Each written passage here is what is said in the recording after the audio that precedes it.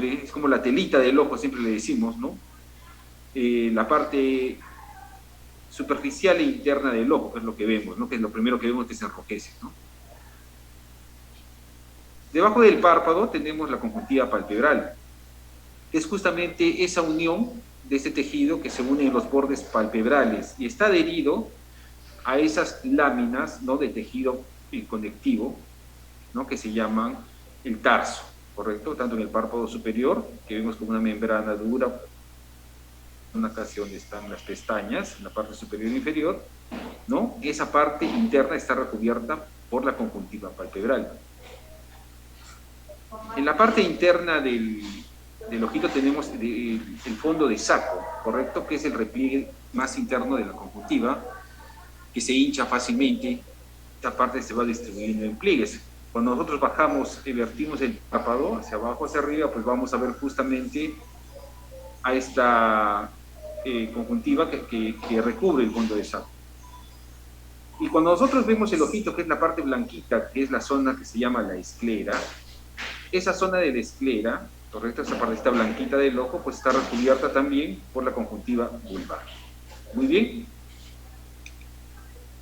Entonces, cuando nosotros nos referimos al término conjuntivitis, pues nosotros estamos hablando de una inflamación de la conjuntiva. Si yo me sobe muy fuerte mi ojito y se pone rojo, pues estamos hablando de una conjuntivitis. A veces nosotros asignamos el término conjuntivitis cuando ya hablamos de que hay legaña y todo lo demás. No es así.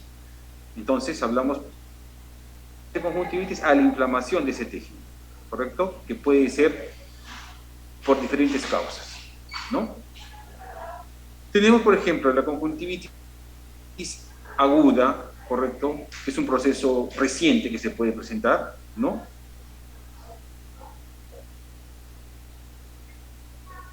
Y que esta conjuntivitis aguda es la que probablemente se presente con mayor frecuencia, ¿no? Tenemos después las conjuntivitis bacterianas que pueden estar asociadas, ¿no?, a algunos agentes que nos pueden generar este tipo de infecciones, o conjuntivitis alérgicas, o que pueden estar asociadas a irritaciones, o que nos fuimos al campo, pues obviamente tenemos exposición al polvo y que obviamente está generando un cuadro inflamatorio de la conjuntiva, o que esté asociado a otro tipo de síndromes mucocutáneos. Esta clasificación pues, prácticamente nos hace el resumen, ¿no?, de los tipos de conjuntivitis, ¿no? Hoy día tuvimos un caso clínico en la mañana que lo revisamos, ¿no?, con cada uno de los doctores con los que están rotando, que tratamos de hacer un enfoque en el caso clínico de que se pueda juntar, ¿no?, un tipo de conjuntivitis alérgica con un tipo de conjuntivitis bacteriana, ¿no?, y diferenciar de las conjuntivitis víricas. Entonces, tenemos según la clasificación las conjuntivitis alérgicas, ¿no? Que esas conjuntivitis alérgicas, pues hay un factor determinante en la persona a tener el cuadro alérgico, ¿no? Que puede ser atópica, que puede ser estacional y que puede estar con características, como vamos a ver más adelante, que pueden estar asociadas. O las conjuntivitis bacterianas, que son muy frecuentes, en la que tenemos al Staphylococcus aureus como el agente más frecuente, pacientes que pueden tener predisposición a la blefaritis, pacientes que pueden tener predisposición a lo que son acné, rosácea, ¿no? Algunos pacientes que pueden estar asociados a lo que es, por ejemplo, la clamidia, ¿no? En los casos de las conjuntivitis víricas, en la que tenemos fundamentalmente los adenovirus, esas conjuntivitis víricas que son quizás las más incómodas cuando se presentan.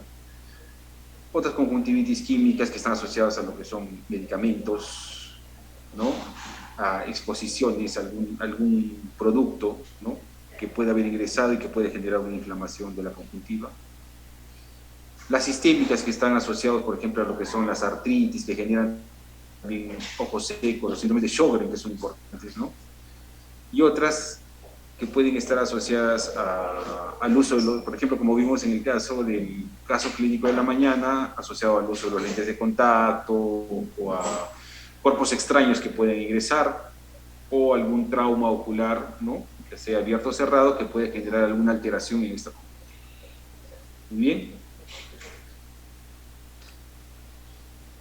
definitivamente tenemos diferentes factores de riesgo cuando nosotros vemos el tema de conjuntivitis, ¿no?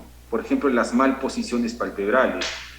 Por ejemplo, algún paciente que haya tenido una parálisis facial y que termine con el ojito abierto como estamos viendo en la imagen y que nos esté generando lo que se denomina un lago oftalmo, ¿no? Entonces, un ojito que no es expuesta, que va a estar, obviamente, al no cerrar el ojito, pues obviamente va a haber resequedad también de la córnea, que puede ser, generar más predisposición a generar infecciones, ¿no? Anomalías del borde palpebral, ¿no? Por ejemplo, que el párpado se meta hacia adentro, correcto, lo que se denomina un entropion, o que el párpado tenga una laxitud, un ectropion también podría ser, o sea, hacia afuera o hacia adentro, ¿no? Como bien vemos, un cierre palpebral incompleto, pacientes con Sjögren, artritis, o pacientes que deberían utilizar lentes pero que no usan y que generan ojo seco, ¿no? Como vemos acá en la imagen del pequeño que tiene una dacrocistitis, ¿no? Una inflamación del saco lagrimal, ¿no? Que puede ser también nacimiento, o en el adulto que puede generar una obstrucción de las vías lagrimales y que esto puede generar obviamente secreción que van a generar una conjuntivitis.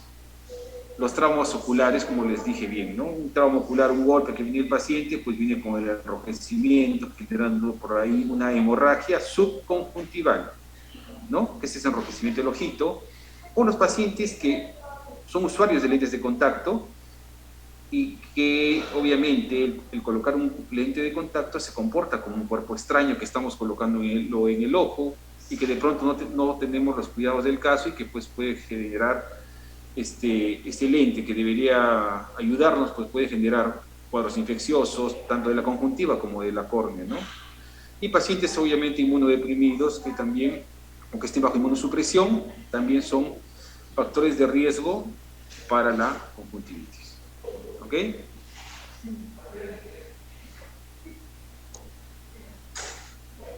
¿Se está escuchando bien, por favor? ¿Alguien me avisa? Sí se escucha bien, doctor. Ok, muy gracias, jóvenes. Entonces, la conjuntivitis bacteriana aguda, ¿no? Bacteriana, entonces ya obviamente nuestra cabeza empieza a pensar, es un paciente típico, ¿no? Que tiene una infección de inicio agudo, usualmente bilateral, empieza en un ojito y ya en cuestión de horas, pues obviamente ya empieza a aparecer la infección en el otro ojito, ¿no? Una inflamación, un eritema, sensación de cuerpo extraño, lo que el paciente nos manifiesta es sensación de cuerpo extraño, quemazón. Entonces, le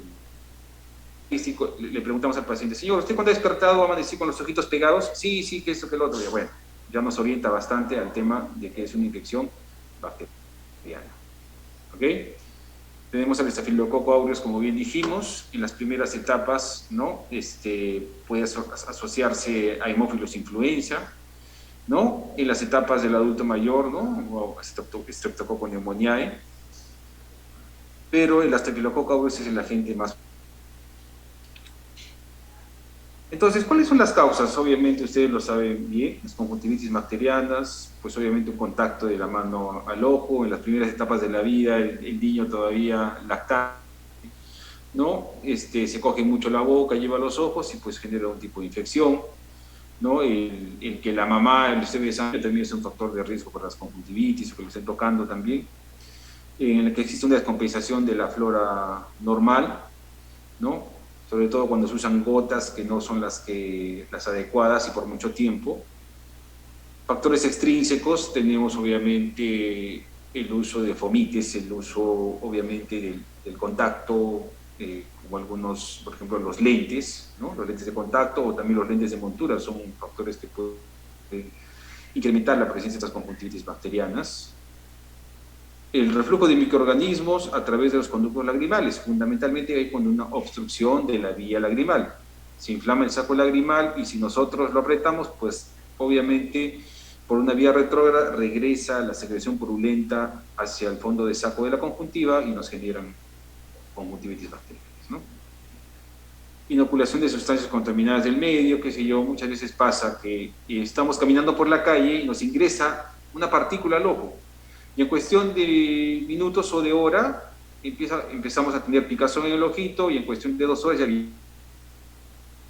pues, ingresó un cuerpo extraño partícula, puede ser, ¿qué le digo?, del cigarrillo, del polvo, de la tierra, una piedrita, qué sé yo, pues van generando infecciones agudas. ¿Okay? Después de un periodo variable de incubación, ¿no?, que puede ser en cuestión de minutos, de horas, pues obviamente tenemos un paciente que tiene una hiperemia conjuntival, ¿correcto? Hiperemia conjuntival. Obviamente esa sensación de inflamación no es una sensación de cuerpo extraño, el paciente empieza a generar lagrimeo, inclusive fotofobia, tiene un poco de intolerancia a la luz, y en cuestión de horas pues ya se va tornando una secreción amarillenta, verdosa, ¿no? En algunos casos, dependiente de la gente, hasta purulenta se podría decir, y que va generando que en las pestañas y en el borde palpebral se vaya acumulando esta secreción, ¿no?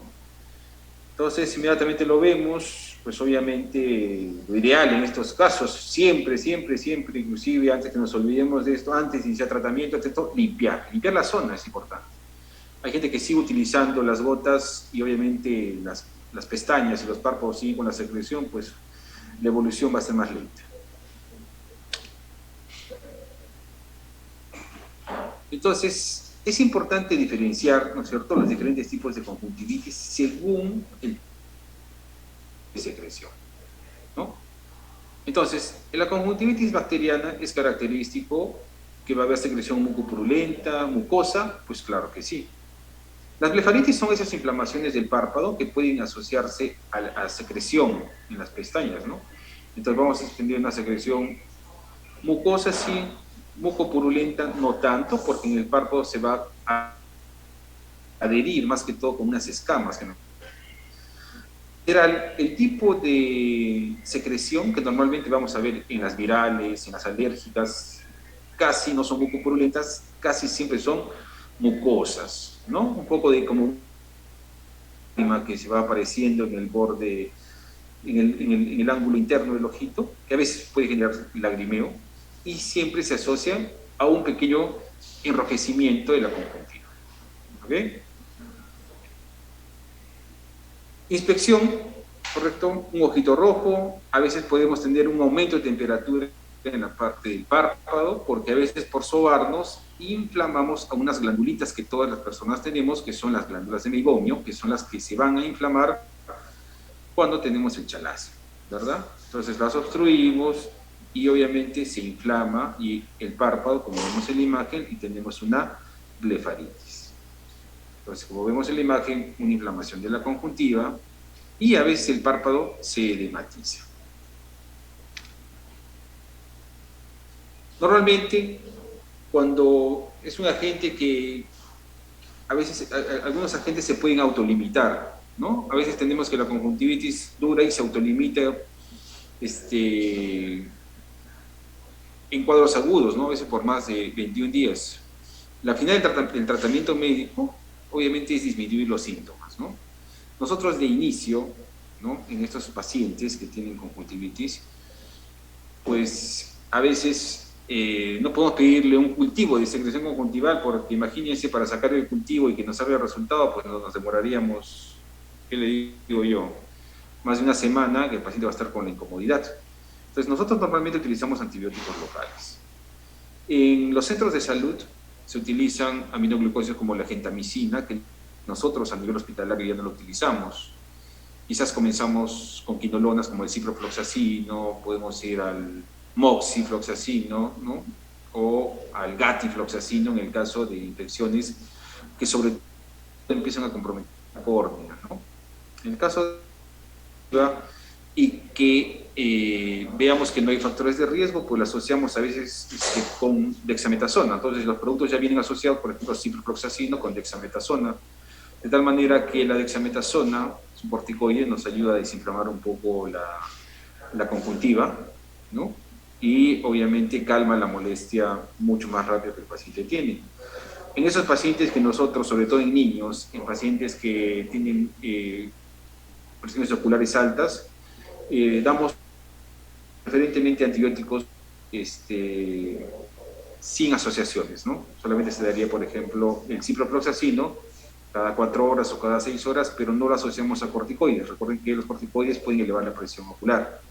Cuando se utilizan por mucho tiempo en general, ya sean por la vía que sea, oral, tópico o inhalatoria, pues pueden generar también cataratas cuando se utilizan por mucho tiempo. ¿Okay?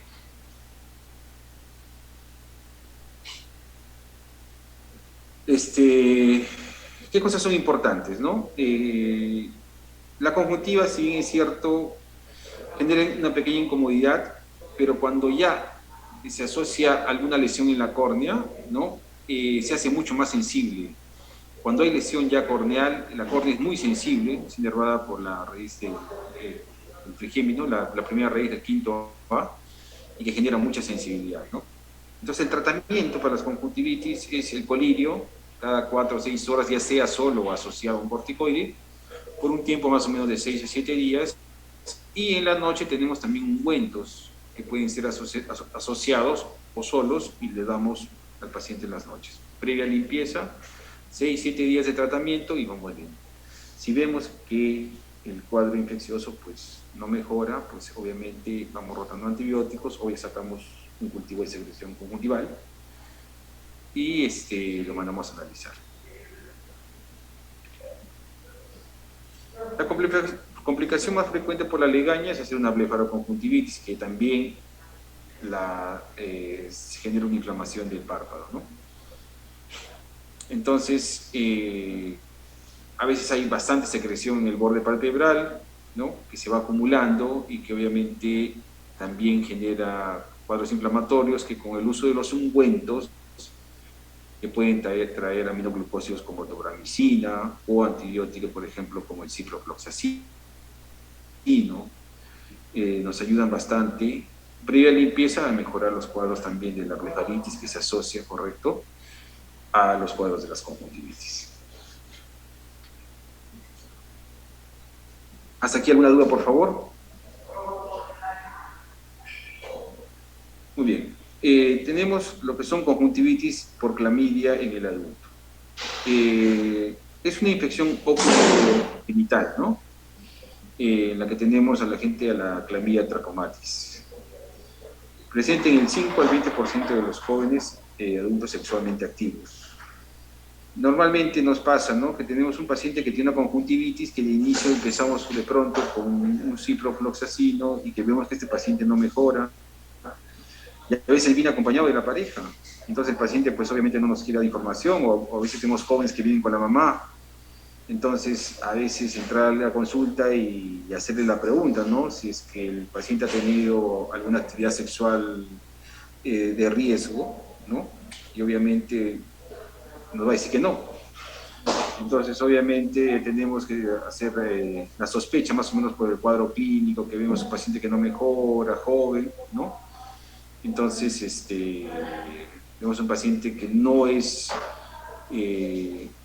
mejora el tratamiento, por ejemplo, con las quinolonas. Obviamente es importante interrogar sobre el antecedente de exposición sexual, ¿no? Vemos una secreción un poco purulenta, a veces hacemos el cultivo de secreción y obviamente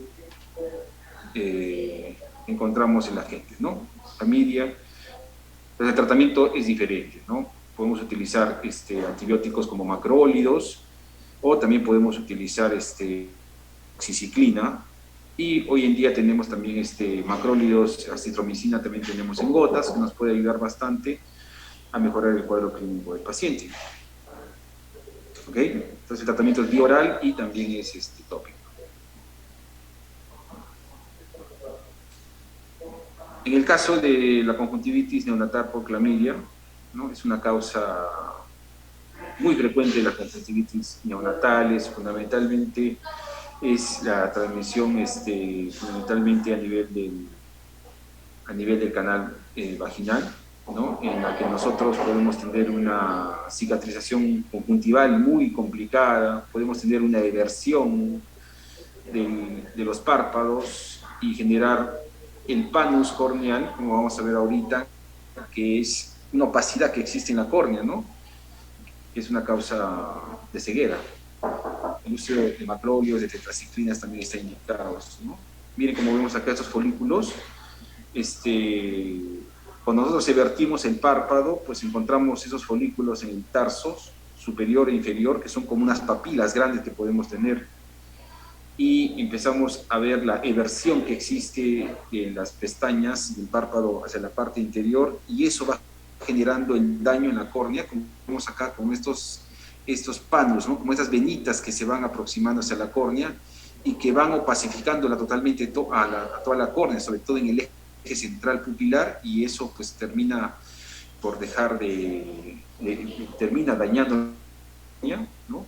Y en este tipo de pacientes la única alternativa que existe pues es mejorar con el tratamiento, inclusive cuando la córnea se haya dañado, pues ir al trasplante corneal. No hay otra alternativa con este tipo de pacientes, ¿no? Entonces es importante, ¿no? Bueno, es la clasificación del tracoma, que ya es una, en algún momento fue un tema de una epidemia, ¿no? Bien.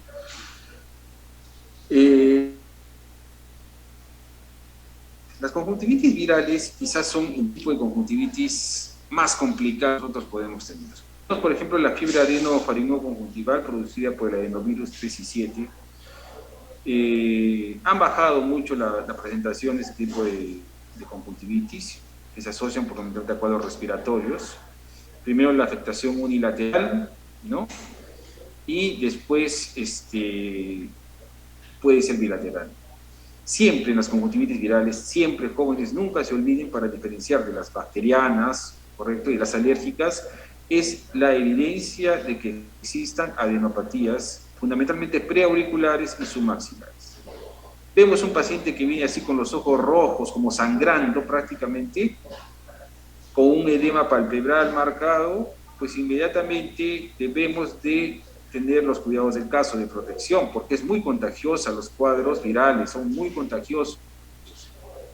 No tiene dura, pero es totalmente incómodo. Yo lastimosamente me contagié alguna vez de una de las conjuntivitis virales y por experiencia propia les digo que es muy molestoso, no hay tratamiento, solamente se dan sintomáticos y es muy incómodo y demasiado contagioso. Se tiene contacto con alguna persona y terminas contagiando a toda tu familia.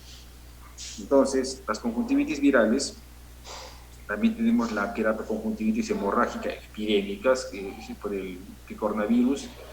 Esas inician lesiones serosas, hiperemia conjuntiva, a veces empiezan a ver como algunas petequias que empiezan a aparecer, y el tratamiento es con el uso de antibióticos tópicos, ¿correcto?, por prevención, pero fundamentalmente es darle aires, como el bromafenaco, como el diclofenaco, se echan gotitas antiinflamatorias y lubricantes, que es lo único que nos van a ayudar a calmar los síntomas, porque como es un proceso viral, solo va a ir mejorando, como bien dijimos, en 1 a 2 semanas. La queratoconjuntivitis epidémica es producida fundamentalmente, ¿no?, por los adenovirus 8-19, no dan manifestaciones sistémicas, ¿no? Dan hiperemia conjuntival, presencia de folículos. Como les dije bien, las adenopatías preauriculares son importantes. ¿Cómo mejoramos esto? Compresas frías, el uso de aires, como les acabo de decir, colirio, ¿no? No se usan corticoides, solamente ese tipo de cuadros virales, no se olviden, por favor, esa es una situación importante, es evaluar, ir al oftalmólogo, sí, para que te evalúen la córnea. Ese tipo de conjuntivitis dejan en la córnea unas manchitas blanquitas, ¿ya? Que se llaman infiltrados numulares, ¿no? Que esas manchitas blanquitas pueden quedar para siempre. No se presentan siempre, pero cuando se presentan, dejan esas manchitas blanquitas que a veces dejan un poco pérdida de visión en algunas zonas cuando se acumulan. Entonces el tratamiento es, en cierta etapa de la enfermedad, se dan corticoides muy suaves, tópicos, obviamente en gotas, cuando se presentan esos infiltrados en la córnea. Esa es una de las principales alteraciones, complicaciones que puede dejar las conjuntivitis virales. Muy bien, y no se olviden que son muy contagiosos. Referente a las conjuntivitis alérgicas, ¿no? Son vías muy frecuentes hoy en día. Les digo que ahora en la clínica vemos muchos casos de chicos que por factor climático, en general, factores propios de la persona, pues han incrementado las conjuntivitis alérgicas, ¿no? Producidas por polen, algún alergeno, ¿no? O en pacientes que pueden tener ya un cuadro sistémico, ¿no? Asma, urticaria, ¿no? Característico, no hay legaña, paciente con los párpados casi enrojecidos, con el ojo casi enrojecido, como si tuviera acumulación de líquido, ¿no? Como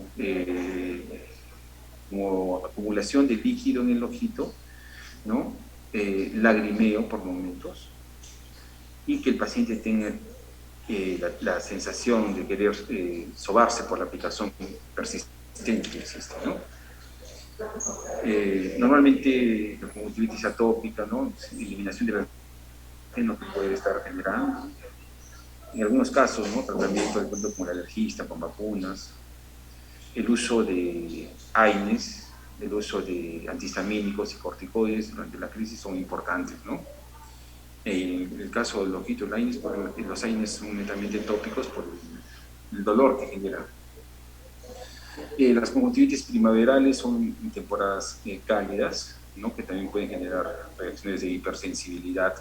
A veces son solares o a veces también son en épocas de frío. Comienza en la niñez, ¿no? Es más común en varones que tienen asociados a un fenómeno de hipersensibilidad. Edema palpebral, enrojecimiento, fotofobia, lagrimeo y mucho prurito. Cuando se presentan en forma estacionaria, ¿no? Pueden generar, miren, al evertir el párpado, como unas ampollas, ¿no? Esas lesiones se llaman lesiones papilares. Nosotros tenemos justamente en esta zona de la conjuntiva, las papilas, sobre el tarso superior e inferior. Y esto se presenta también en los pacientes que usan lentes de contacto y en los pacientes con conjuntivitis fundamentalmente estacionarias, que estas papilas gigantes, cada vez que parpadeamos, van generando el roce en la córnea y generan mucho ardor y mucho dolor, ¿no? Presenta casi como un aspecto de una vesícula, ¿no? Y obviamente que generan mucho ardor y mucho dolor en cada parpadeo, ¿no? Entonces, ¿qué es lo que nosotros normalmente vemos? Prurito, fotofobia, lagrimeo, y el tratamiento en estos casos es el uso de los antihistamínicos asociados a corticoides. Antihistamínicos, como olopatarina, ¿no? Nos ayudan bastante, ¿no? Y el uso de corticoides, correcto, como la prednisolona, tienen que estar asociados. El uso de dar solamente antihistamínicos no nos ayuda mucho. O usar antihistamínicos que son más específicos, como el cromoglicato sódico. Nunca se olviden lo que les voy a decir. Los pacientes que tienen alergia, conjuntivitis, ¿no? Alérgicas, se asocian también a cuadros de sequedad ocular. Por eso es importante que nosotros asociemos el uso de los antihistamínicos a lubricantes oculares sin preservantes por el tiempo de tratamiento, ¿no? Como decía, los antihistamínicos generan sequedad, ¿no? De mucosas. Entonces, sobre todo en los niños, tenemos que utilizar a veces lágrimas sin preservantes fundamentalmente, ¿no? Durante todo el tiempo de tratamiento, ¿ok? Y el uso por largo tiempo también asociado a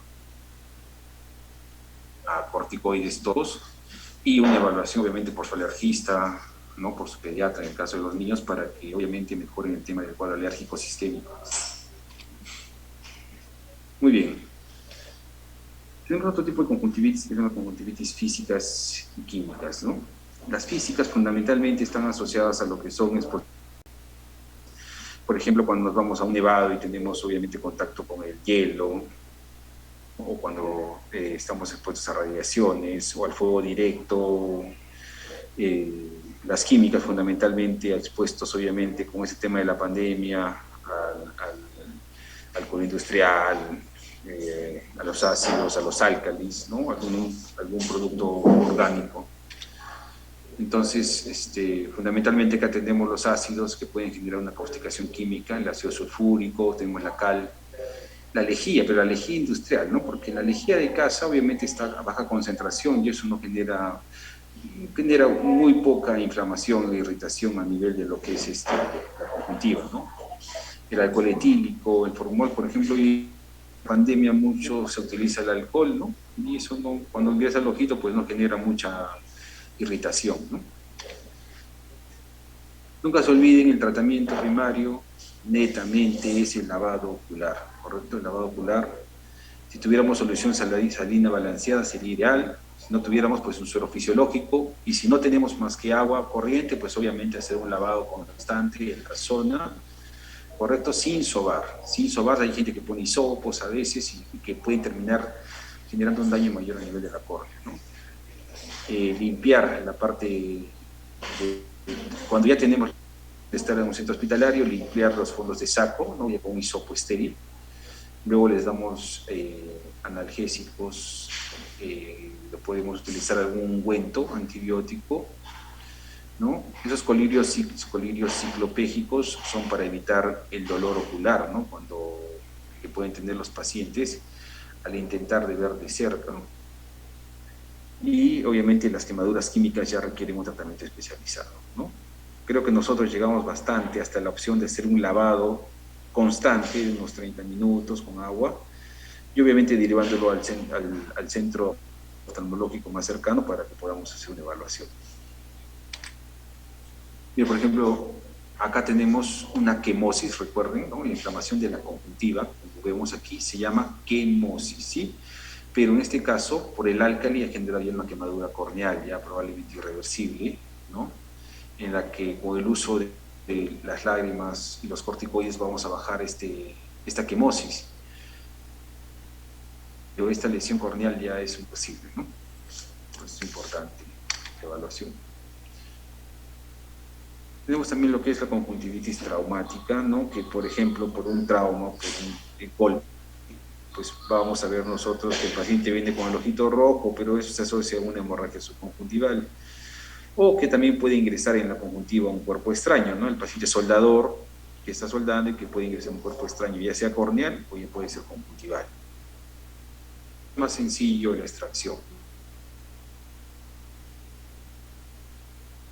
La conjuntivitis traumática, nosotros tenemos un paciente, tenemos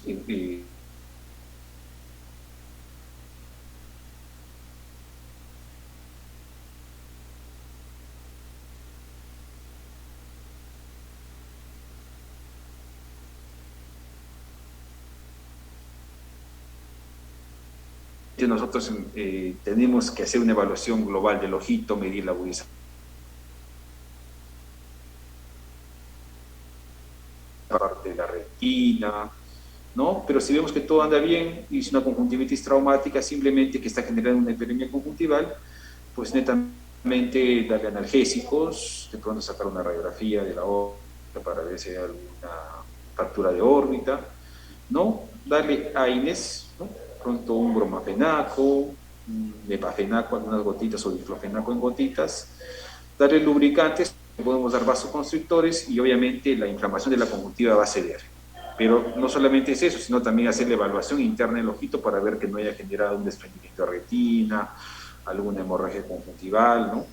Perdón, alguna hemorragia retinal, y eso es importante evaluarlo. En la conjuntivitis traumática también es importante que nosotros podamos evidenciar que no haya habido una laceración conjuntival, ¿no? Entonces exploramos el ojito, vemos la conjuntiva y a veces podemos tener una herida, ¿no es cierto?, cortante en la conjuntiva. Entonces lo que nosotros tenemos que ver cuando vemos laceración conjuntival, diferencial, como vamos a ver en una de las prácticas próximas que tenemos, diferenciar el trauma ocular a globo abierto del trauma ocular a globo cerrado, ¿no? Inspeccionar, explorar un poquito el ojito, ver la consistencia del tono ocular y obviamente realizar la sutura de la conjuntiva, ¿no? Hacer una sutura conjuntival, cerrar la herida y colocarle nylon 10 ceros y en cuestión de 7 a 8 días retirar los puntos, ¿no? Y esa laceración conjuntival ya la hemos solucionado producto de este trauma ocular, ¿correcto? Muy bien. Entonces tenemos, por ejemplo, conjuntivitis por exposición a los rayos UV, por ejemplo, cuando el paciente está soldando, ¿no? Y obviamente tenemos una conjuntivitis actínica, como les explicaba. Cuando vamos a un salar o vamos a un nevado y el sol refleja y obviamente nos genera una inflamación conjuntival y corneal, ¿no? Y es un dolor intenso, una fotofobia intensa, y el tratamiento, nunca se olviden cuando ocurra esto, sobre todo por exposición a luz, a radiación, ¿no? Es parchar el ojito. Se coloca un ungüento antibiótico, se parcha el ojito, porque cada parpadeo que nosotros damos, pues vamos a incrementar el dolor en este paciente, ¿no? Se parcha el ojito de un día para otro, al día siguiente se empiezan a utilizar lubricantes y tener protección con gafas que nos protejan de la luz ultravioleta, no solamente que sean oscuras. Ese es un gran error que cometemos. Compramos lentes oscuros, pero no tienen el filtro UV mínimo 400 para protegernos de la radiación del sol. El hecho que el lente sea oscuro, pues no nos está protegiendo de la radiación, no se olviden eso. Y le damos a veces antiinflamatorios no esteroideos para desinflamar, y con eso el paciente mejora bastante. Muy bien. Dentro de estas alteraciones conjuntivales tenemos dos que son muy frecuentes, ¿ya? Uno es la pingüécula, ¿okay? La pingüécula empieza a aparecer una inflamación del tejido conjuntival que da por la exposición a la radiación, al sol, al polvo, a la tierra, desde la niñez. Entonces empieza a crecer un tejido que nosotros a veces lo vamos a ver, oye, en mi ojo tengo una cosita amarillita, blanquita, que ha crecido como una bolita. Eso se llama pingüécula, ¿no? Entonces, esos pingüéculas, que son ese tejido, la elevación del tejido, siempre vienen asociados con neovasos, que por eso se nos pone el ojito rojo. Y mi ojito siempre está rojo. Amanezco, está clarito y en el transcurso del día se pone rojito. No es nada malo, es una acumulación, ¿no? Que se van degenerando esas fibras de colágeno y que en el tiempo se ha ido acumulando, ¿no? Muchas veces empieza así como pingüécula, que es pequeña, y luego esa pingüécula ya empieza a crecer y empieza a avanzar y ya no se llama pingüécula. Cuando ya invade esa zona de la córnea, pues ya se llama pterigion. Entonces el pterigion es ese crecimiento fibrovascular anormal, ¿no es cierto?, que va invadiendo la zona de la córnea y que tiene sus partecitas, pues la cabeza, ¿correcto?, que es la parte que está más hacia adelante, el cuerpo y el cuello del pterigion, ¿no? Entonces, un pterigion normalmente es un tejido que puede, si crece poco, si es primer grado o segundo grado, pues tranquilo, pues no es nada malo. Estéticamente yo me puedo operar si es que no me gusta, pero cuando ya llega al eje pupilar, cuando ya llega al centro de la visión, a la pupila, si ya está tapando, pues obviamente no debemos esperar que llegue ahí, pues tenemos que operarlo, ¿no?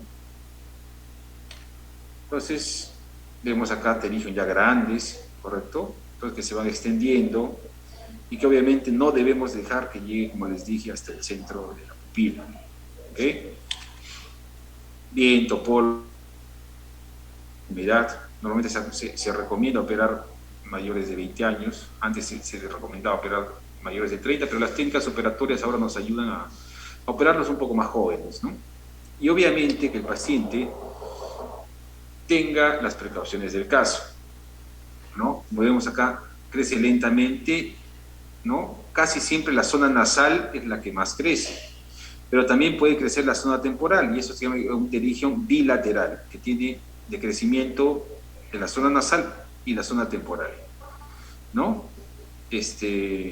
Al invadir la zona pupilar, pues obviamente ya altera la visión, ¿no? Hay que tratar de sacarlos antes de que crezcan mucho.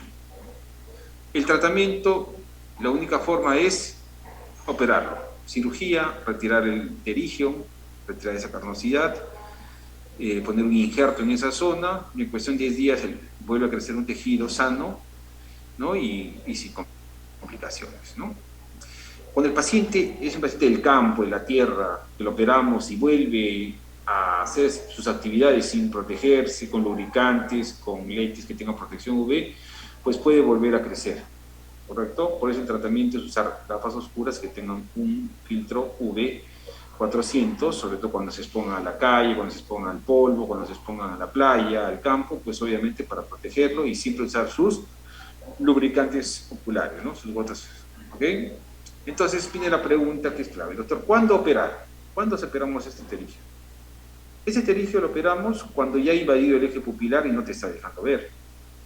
Cuando a veces ha crecido tanto que existe ya una restricción a la motilidad ocular. O cuando el paciente pues no le gusta tener el ojito rojo, como ustedes ven en la imagen, esta carnosía siempre va asociada de unas venas que siempre van a estar rojitas. Entonces, estéticamente no me gusta, pues obviamente me tengo que operar. Como les digo, es un raspado de la zona de la córnea, que se llama una queratina. Se saca toda la carnosidad y se saca un injerto de la parte de arriba o de abajo de la conjuntiva y se coloca en esta zona donde se ha sacado la carnosidad. Se pone unos puntos con nylon 10 ceros. Hoy en día ya existe otro tipo de alternativa, ya no se ponen puntos, sino se pega el injerto con una solución, un pegamento especial que se llama el tisupol, que se pega en la zona del lecho donde se ha sacado el pterigio. Y es más fácil porque la recuperación es más rápida también. Obviamente los costos también son mayores para los pacientes. ¿Okay? Muy bien, jóvenes. Hemos tratado de abordar un resumen fundamentalmente de los temas de conjuntivitis. No sé si hay alguna pregunta, por favor, para poder desarrollarla. Doctor, buena tarde. Disculpe, una consulta, por favor. Dígame. Usted dice que en el tratamiento se puede administrar AINES, ¿cierto? ¿Qué ocurre con En el aquellas tratamiento, personas? Sí, con el aquellas tratamiento de cuál de las conjuntivitis. de de AINES, recuerde esto, AINES en las conjuntivitis adenovíricas, porque te generan dolor. En las conjuntivitis bacterianas, doctor, no van AINES, no van. Solamente en las conjuntivitis que te generan dolor, como sintomático. Las conjuntivitis por adenovirus, recuerde que como es un virus, solito el virus va a ir mejorando en cuestión de 2 semanas. Entonces, como no existe el tratamiento para el virus, simplemente se dan medicamentos como los AINES para el dolor. ¿Okay? Pero las conjuntivitis que tienen legaña están contraindicados, no se deberían utilizar los AINES. ¿Okay? En caso, doctor, que sea alérgico a los AINES del paciente, ¿qué otra alternativa se le puede dar? Corticoides. Ok, doctor, gracias. ¿Alguna otra pregunta, por favor, jóvenes?